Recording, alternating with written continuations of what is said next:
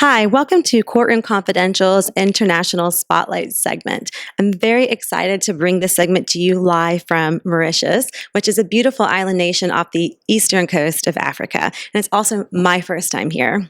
I'm very pleased to welcome two guests to the show, Ms.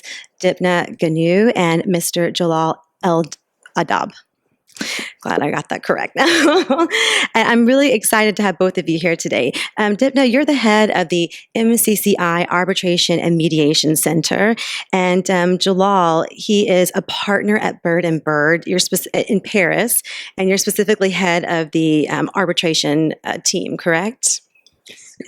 And also, you are the vice president of the MARC advisory board. And by the way, the MARC is, just so our listeners know, is short for MCCI Arbitration and Mediation Center.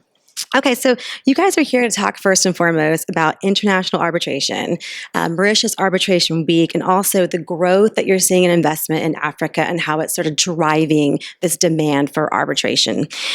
So first, just sort of a general question for those who are not, legally versed. How would you describe international arbitration? Sure, it is a mechanism. It's a justice. And it is a contractual frame. It's the three typical definitions. And if you gather them all, it's the best way to resolve international disputes. So when you have two parties coming from completely different backgrounds, usually none will trust the judiciary of the other. So what will they do? In their contract, they're going to say, if there's any dispute, we'll go to arbitration. It won't be before your judge or the other side's judge. It will be in front of a neutral arbitrator. He will happen to be oftentimes not of the nationality of any other parties, a pure neutral. And what is interesting here is that the arbitrator will render justice in a contractual frame, but in a way that has nothing to do with mediation, in the sense that his or her award will be as binding as a judgment through an instrument that is very well known on the entire planet, which is called the New York Convention. So flexible, efficient, and very much neutral. This is how I would define international arbitration. I think it's a pretty good description. Well, the World Bank ranked Mauritius as being at the top for ease of doing business within Africa. And in the last decade, foreign direct investment in Africa has increased 1,000-fold, my understanding. And there's a lot more investment that you're seeing from Asia via Mauritius. Now, in terms of investment, what does it mean to structure an investment through Mauritius into Africa? Well, I think it takes at least 2 or 3 parameters. One is basically to identify the right sector and see whether this sector is well regulated. Who are the actors, reliable ones or not? Second, you need to also have a stable environment, and that doesn't mean only a legally stable one, but also a politically stable one. And then you need to know whether the economic environment is a good one. And to that extent, and I think Dipna is much better placed than I am to say that Mauritius has great assets to sell and explain why it's very well positioned in Africa. Thank you. What do you think is driving sort of this demand for international arbitration and other forms of dispute resolution here in Mauritius and throughout Africa? Well, I would say it's mainly because of the fact that Mauritius is a neutral place. First of all, it's right between Asia and Africa, and you get this bilingualism, which is extremely important to Africans because you have French-speaking countries in Africa as well as English-speaking countries. So all African parties do feel confident to to come to Mauritius because they feel at ease because of the language and because of the judicial system that uses this. It uses at the same time common law and civil law, so everybody can understand easily how Mauritius works in terms of its legal system. And it's also the applicable law that we apply here in Mauritius. It's a mix. It's a hybrid system here in Mauritius, so it's a mix of civil law and common law as well. And it's basically because of the fact that people often come to Mauritius. They invest in Mauritius if they feel, I say, comfortable enough to put and place their money in Mauritius. They are willing to have the arbitration taking place in Mauritius as well. Great, thank you. So just kind of thinking in terms of who are these foreign investors? Where are they coming from? Is it Asia? Is it Europe? Where are you seeing a lot of the investment coming from? From Asia, they mainly come from India and from China, because we have a financial sector that is vibrant here in Mauritius. We have all the assets to attract this kind of investors that come from Asia. From Europe, we have mainly investors coming from France, from England, and from other European countries as well. And we also do attract some American investors as well. They are not very famous here, but they are here, they're present. We have major companies here that are American, and after all, African as well. All the African countries that are ready to invest to some other places, they come to Mauritius to structure the investment and to make sure that it's stable, because Mauritius is a very stable country. Its economy is booming, so we're always ranked as first in Africa. It's one of the best places for doing business here. So would it be sort of safe to characterize utilizing Mauritius with its stability that it offers as probably the, I guess, safer route to investing in Africa?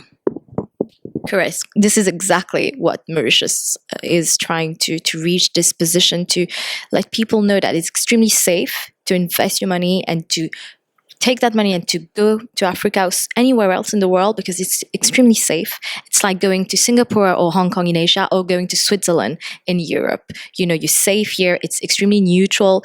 You won't have any, it's politically stable. It's important because we're in Africa, and this is a very important parameter to know that it's a politically stable country. It matters when you are investing here. It gives you certainty as well, a legal certainty that all the investors are looking for. So all these assets make the strength of Mauritius. Did you want to add to that? Sure. Yeah, probably one or two things that the audience may want to bring back home when they hear this cast. I think it's important to picture out things. Probably people will not know where Mauritius exactly is on the map, and it's interesting if you look back at history, to understand, for example, why there is a long tradition of arbitration in England. England is an island. England has always had merchants sailing and going basically almost everywhere in the world. By the same token, to some other extent, Mauritius is on a route. Well, there is a lot of talking about the BRI, the Belt and Road Initiative. This channel, this flow of investments coming from China up to Africa. Since you mentioned Belt and Road, could you just kind of define it a little bit more? It's the One Belt, One Road initiative in China. That's what you're referring to. That is exactly that. So I don't want to focus too much on that, but the idea is just that people realize that that flow of investment and trade that will go with the BRI, the Belt and Road Initiative. Well, in the midst of that road, there is Mauritius. And Mauritius is interesting precisely as a neutral place, because it's not exactly an African country. It is somehow linked to Africa geographically, but it's not completely African and it's not completely Asian. And this is exactly what makes geographically that island a neutral island. Thank you. Now, this sort of, I think, is a nice segue into why we're here, which is Mauritius Arbitration Week. And Dipna, you were the mastermind, the orchestrator behind the entire thing. How are you feeling about it so far? Well, I'm feeling extremely proud because we are almost at the end of this week. And this is a great achievement for my team and I, because this is a teamwork. So it's not only me. I have an amazing team that is behind me and that has been supporting me for the organization of this event. And I have members of my MARC court and my MARC advisory board as well, and members of my MCCI secretariat, because we belong to the Chamber of Commerce and Industry of Mauritius. So I need the support of all these organs, people, in order to organize this kind of conference, because we have amazing arbitration weeks in I would say in Hong Kong, in Asia, in Paris, in Europe more generally. Why can't we have such kind of arbitration weeks in Africa? So Mauritius is the place to invest, to have arbitration, and to organize this kind of conferences, because people love coming here and having an opportunity to attract all the best arbitration specialists that come from all around the world, and to promote our local talents as well that are involved in arbitration and that do have many arbitration cases. We felt at the MCCI that it was the perfect platform to organize this kind of events and to attract during one full week all the arbitration specialists that want to get more involved into the business in Mauritius, but more generally in Africa and in Asia, because Mauritius is rightly in between Asia and Africa. So we definitely consider ourselves to be the bridge between Asia and Africa. And that's actually a really good segue into the theme. So the theme for this year was Mauritius, a bridge between Africa and Asia. How did you guys come up with that theme? Because this is the second installment or the second annual arbitration week that the MCCI has organized. And so how did you guys arrive at this theme this year? I have to admit, this is an idea that we tried to work on with members of my MARC advisory board and the president of the MARC court, who is Neil Kaplan QC. And we felt that we needed to showcase what makes Mauritius attractive. And this is exactly the best way in order to display what we have to offer and our assets. And the fact that investors from Asia and Africa come to Mauritius because they feel comfortable, because it's right in between. It's easy. The connectivity is good. It's not right now as much as we want it to be, but we're working on that. But whether you're coming from Asia or from Africa, it's easy to come to Mauritius. So if it's easy to do this for you as a person traveling, for your business, and for your arbitration, we wanted to have this kind of theme that represented what Mauritius really is about. It's about this place where all the cultures meet, all the investors meet, all the languages meet.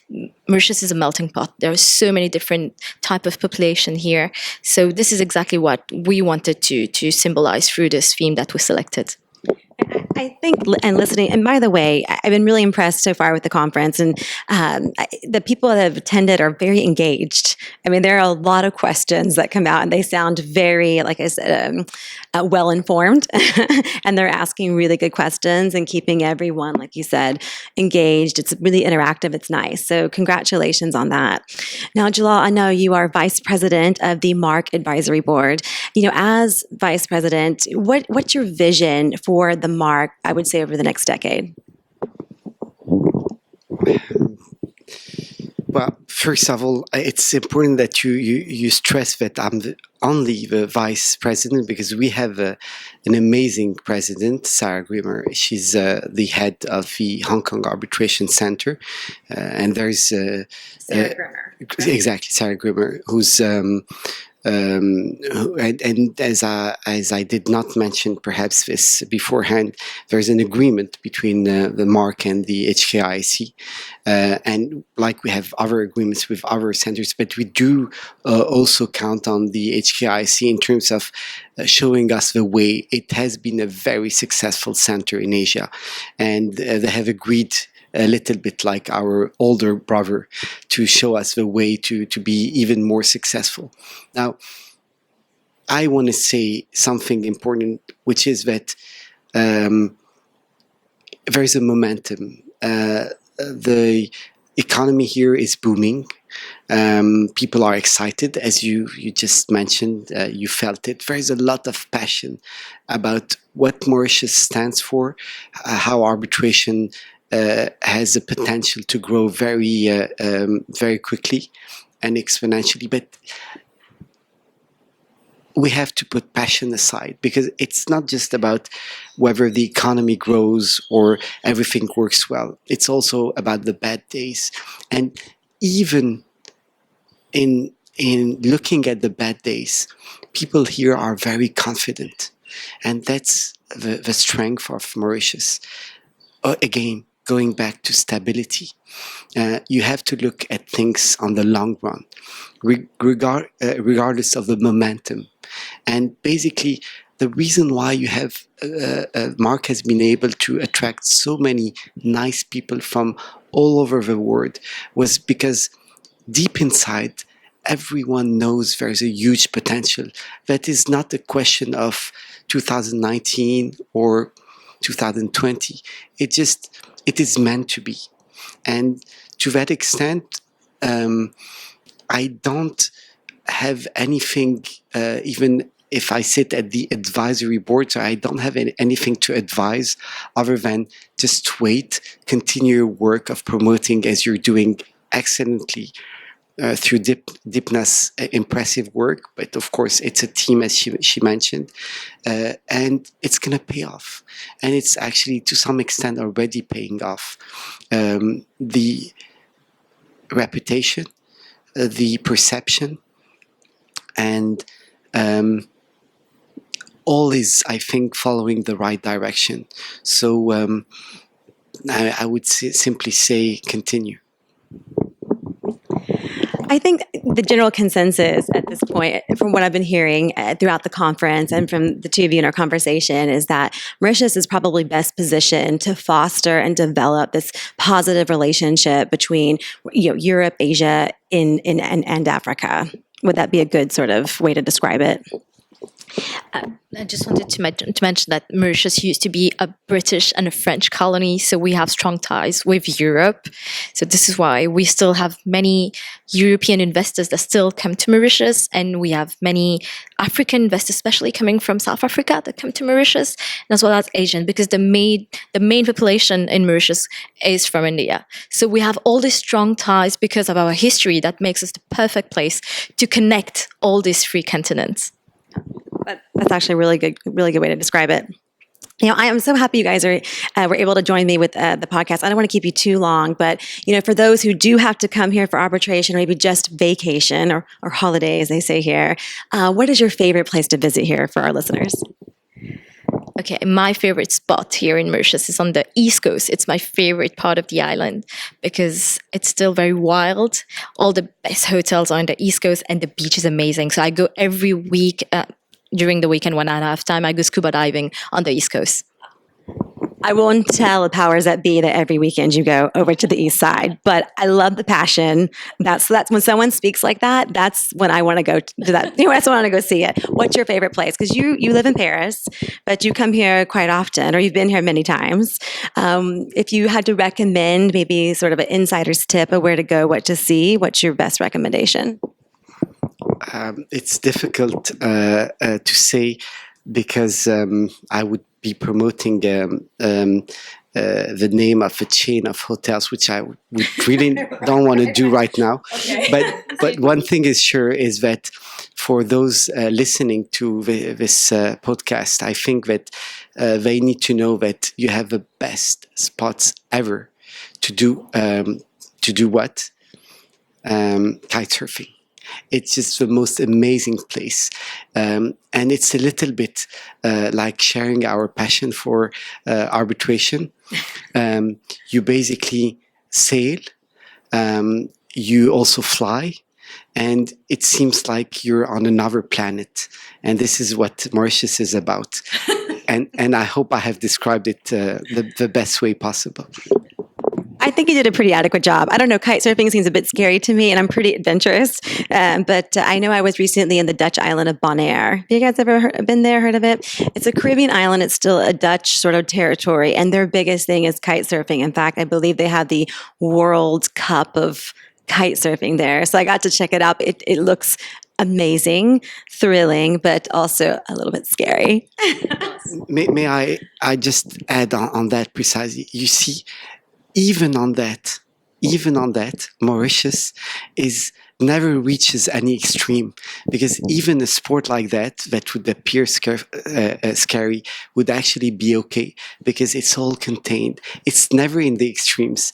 And I learned actually doing kite surfing here, and very smoothly, and it seems like the spots you have are just reasonable ones. So it just speaks to the same thing we've been talking about, which is stability and neutrality. You remember?